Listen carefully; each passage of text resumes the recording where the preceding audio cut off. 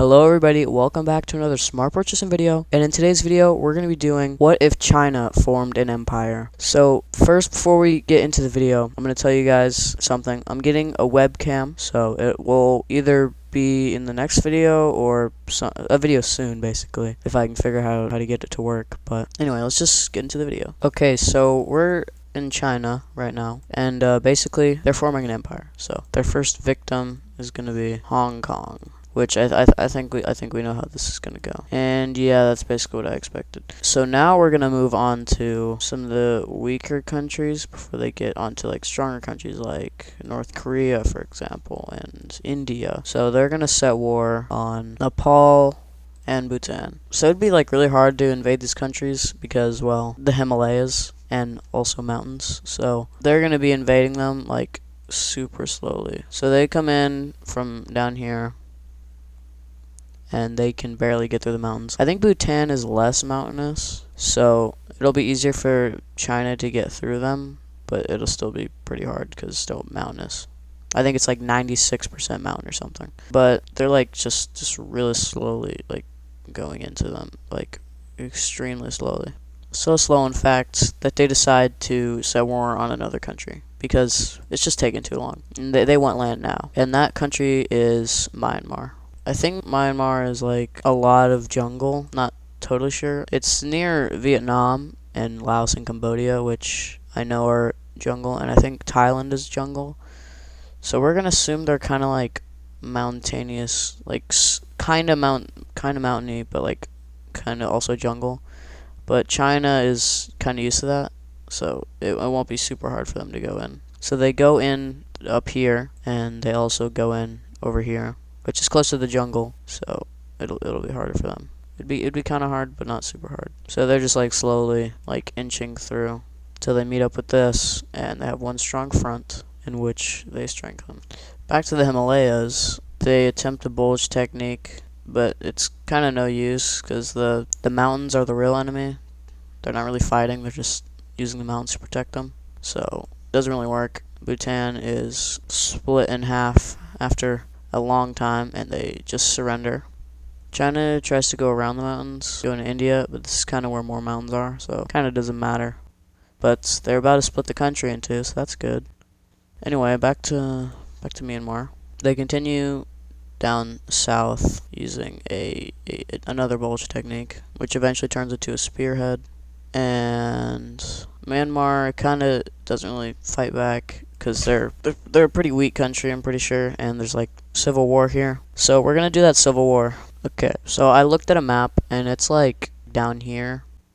So we'll color this area in, and it's like, oh, it goes kind of up here as well. So we'll just do that. We'll just say this is the rebels, and so China comes in and cuts them off from getting the rest of this tail, which they take for themselves. They come up here, attack forward, getting rid of the bulge, and now Myanmar just surrenders.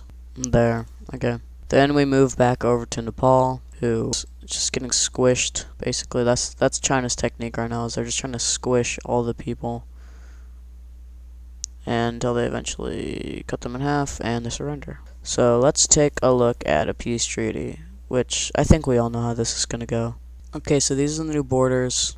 Yeah, it's kind of annex Nepal, Bhutan, and all of Myanmar, but not the rebels in Myanmar. But now they're gonna go for Southeast Asia, which should be good. So they're gonna go for Thailand, Laos, and Cambodia. They're gonna go for them first because Vietnam's kind of strong, not super strong, but they're strong. Okay, so China comes in from the north. The terrain, I guess, I was gonna say like biome or something, is apparently evergreen, like forest, like tropical and evergreen forest. So kind of not, it's challenging but not super challenging for China. And anyways, they go through slow using the new tail that they got from Myanmar to split Thailand in half, and then they focus in on this part, taking most of it pretty easily. Then they use this newly acquired lands to slither around the coast, and eventually they reach Vietnam, but they don't invade it. But something does happen. That's right. China accidentally bombs some of their cities, which causes them to obviously join in on the war, which causes a front for China and also Southeast Asia. Mainly Southeast Asia, because they can actually kind of fight back now. We're not going to get the USA involved, even though they obviously would in this scenario. So Vietnam starts invading through this part of it and kind of goes around the coast. China was not expecting this. They kind of have to pay for their actions. They get pushed back by Vietnam over here, get pushed back down here, and they even get pushed back to the border right here. China gets pushed back in the south as well. Pushed back all the way. So now they're only in Thailand and a little bit of Laos. But obviously China retaliates, so it wasn't all a loss. They do a spearhead technique, trying to split Thailand from the rest of Southeast Asia. They do defend against this though. A little bit, not so much, and China just kind of strengthens it, and they take the top part of Laos. They then push back against that all the way to the border, and then they start invading into Vietnam. Okay, keep in mind, northern Vietnam is not jungle. Southern Vietnam was jungle, I'm pretty sure. Or maybe I'm just stupid, I don't know. But they invade through northern Vietnam pretty fast. Then they invade into Thailand even more. They try with another spearhead, and this time it actually works. And they encircle the entirety of the rest of Thailand, except for this little bit right here. Then they go ahead and split apart this part of Thailand, and Thailand surrenders. This part is still owned by Vietnam and Laos and Cambodia. Other than that, basically, it's out of the war. Vietnam, Laos, and Cambodia show a little pushback here, and a little bit in the north, but that was their final effort. And China comes in, swoops in, and they come in, take the coastline of Cambodia, take a bunch of southern Vietnam around the coast, because it's jungle everywhere. And eventually, they decide to surrender. Now let's take a look at a peace treaty. Okay, this is the peace treaty. Basically, China annexed most of Southeast Asia except for this little piece of Laos, Cambodia, and Vietnam. They united into Southeast Asian Union, I guess. And now it's time to move on to some bigger, but not really that much bigger countries, stronger countries. First, China is going to attack Mongolia and Kyrgyzstan and Tajikistan. So let's get into it. Honestly, these are very weak countries that are like mostly desert, so I don't see any problem with China rolling through them. Also, I'm pretty sure all three of these countries actually like China, so yeah, I don't think it would really put up much resistance against China. So those are Kyrgyzstan, Tajikistan, done. Time for Mongolia. And watch. Oh wow, as soon as Chinese troops enter the border, they surrender. That's crazy. And I'll just do the peace treaty really quick. So there's going to be an alliance forming.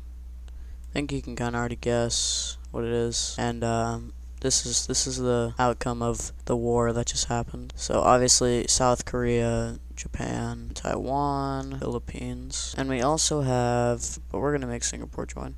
Oh, and North Korea is just going to join China because they're pretty similar anyway. Also, there's an alliance on China's border. China's gonna ally with Pakistan. Okay, there. And they're gonna go after, I think you can guess by now, India and Bangladesh. If you don't know, in real life, Pakistan and China kind of already don't like India, and they're trying to take like this area. It's called Kashmir, and it's basically just like death. Okay, China is gonna go in through this region, go along the border. They're going to go up through Bangladesh because they're a weaker country, take its coast, and then they'll do a bulge technique to make Bangladesh surrender and take this area of India. But it's not all bad for India. Well, I mean, it kind of is, but Pakistan on their border, then they go in. They want to go up even more, but Kashmir. So China uses the mountains, and India, I guess, uses the mountains to their advantage right here. So there's not going to be very much movement here. It's mostly going to be here and like over here and up here. because right here is all mountains. So, and right here is all death. They're gonna come in a little bit. Except, okay, so India is actually gonna fight back against China right here in the mountain region. And they also push back against Pakistan. Just keep in mind, India's very strong. They get rid of Pakistan in the south, then they start invading into it. Then they have a spearhead to go north. But they also take this region right here back. But other than that, they're kind of everywhere else they're getting destroyed. Kashmir, after thousands of deaths, is taken, and they just start to kind of thunder down. They use a bulge, then a spearhead, then kind of a bulge spearhead to go down south. India pushes into Pakistan a little bit more, and besides that, they don't really do anything else. And so they just decide to agree for peace. So let's take a look at that peace treaty.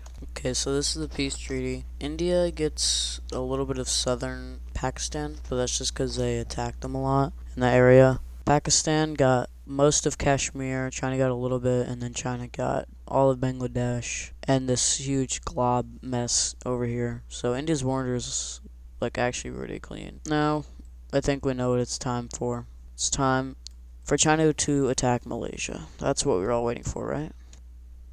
Oh, and Brunei.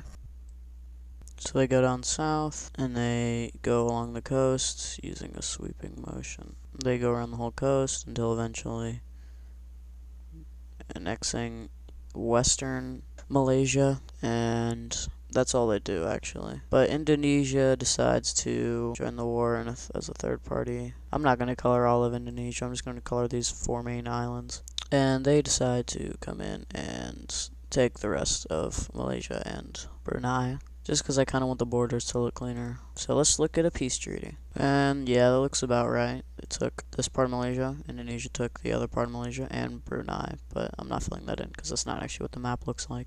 So, jokes aside, now it's time for the big one. It's time for the war on the Pacific Alliance. And how it starts is down here where Singapore is obviously kind of destroyed. I mean, it's just like one city, so. And that's actually where the war started, because whenever China was invading into Malaysia, they actually invaded into Singapore. So Taiwan is going to get invaded second. Okay, so I know Taiwan is a very hard place to invade, but for simplicity's sake, we're not going to. Also, the U.S. is not going to get intervened. So China starts island hopping, going further and further north till they get to the mainlands. Doesn't Japan technically not have a military? I don't know if that's real or not, but I'm pretty sure they don't have an actual military, because after World War II, like, they were banned from having one or something. But South Korea is invaded. They push up, and they took Seoul. They take it back with the sea invasion. Then they start invading up into North Korea, and North Korea is taken over. China is doing well, though, in the island hopping, as they reach these islands of the Philippines and eventually make a landing on the Filipino islands. They go around on the smaller islands just to get some of them, like these ones over here, these ones, just to kind of surround them as like a naval invasion. Actually, wait, let me do a navy map really quick. That's where their navy has an advantage. And then everywhere else is Japan.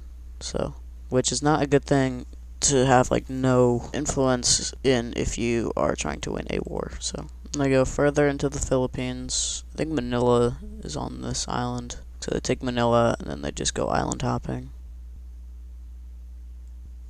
But here's where kind of a comeback comes here for the blue side, because right now it's just been all losses. They take back this island, They win tons of naval battles to get all these islands back, and then they liberate Taiwan. And they use Taiwan to help them invade the coast of China, which I'm not doing up here. I'll do it right here. They make a naval landing right here, and then they attempt to get the Philippines back, but they get pushed out pretty fast. But they do take these small islands, so that's pretty cool. They use even more. It's kind of what Japan did in World War II, is they kind of had like a little thing going on. But this is about it.